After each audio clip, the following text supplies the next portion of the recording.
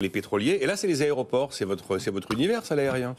Oui, c'est mon univers. Alors, ce qui m'étonne dans ce projet, donc c'est un projet, je vous rappelle, de taxation des grands aéroports. Oui, qui en réalité Paris, Nice, Marseille, Lyon, qui vont ensuite reporter la taxe sur les compagnies aériennes. Ils l'ont dit. Oui, qui elles-mêmes vont les reporter sur les consommateurs. Ce qui me gêne, c'est pas l'idée que l'on taxe le transport aérien, hein. C'est la manière dont c'est fait. Comme toujours, le diable est dans les détails. Ce qui me gêne, c'est l'assiette. Pour bien comprendre ma position, je reviens un tout petit peu en amont. Qu'est-ce qui s'est passé avec la crise Covid? Vous avez toutes les compagnies qui ont été au tapis, sauf que toutes les compagnies ne sont pas les mêmes. En fait, vous avez deux univers. Vous avez l'univers des compagnies qu'on va appeler middle cost ou high cost, Air France, EasyJet, qui ont des coûts fixes énormes, qui ont plutôt une clientèle business et qui décollent des grands aéroports. EasyJet? Ah, EasyJet a une clientèle business peut-être même plus qu'Air France. Et n'oublions pas qu'EasyJet est la deuxième compagnie française.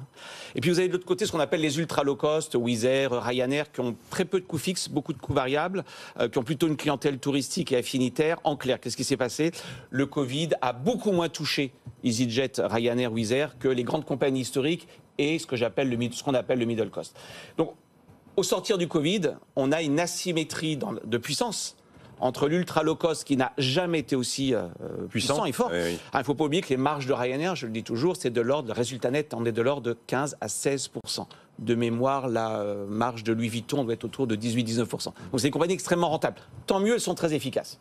Dès lors que vous mettez une taxe uniquement sur les gros aéroports, je ne vous fais pas un dessin. Ah oui, on voit. Par définition, vous allez renforcer la symétrie concurrentielle, en tout cas la symétrie de force, puisque qui va être essentiellement affecté, pas seulement Air France, EasyJet et toutes ces compagnies qui ont fait le choix de décoller de grands aéroports. Donc mon sujet, il est moins sur la légitimité en tant que telle de la taxation que la distorsion de concurrence. Alors c'est pas la distorsion de concurrence, c'est qu'on va accentuer des différences. Je ne sais pas si c'est une distorsion des différences, alors que ça aurait été tellement plus logique, me semble-t-il, si on veut mettre une taxe, de mettre une taxe sur tous les aéroports, quels qu'ils soient.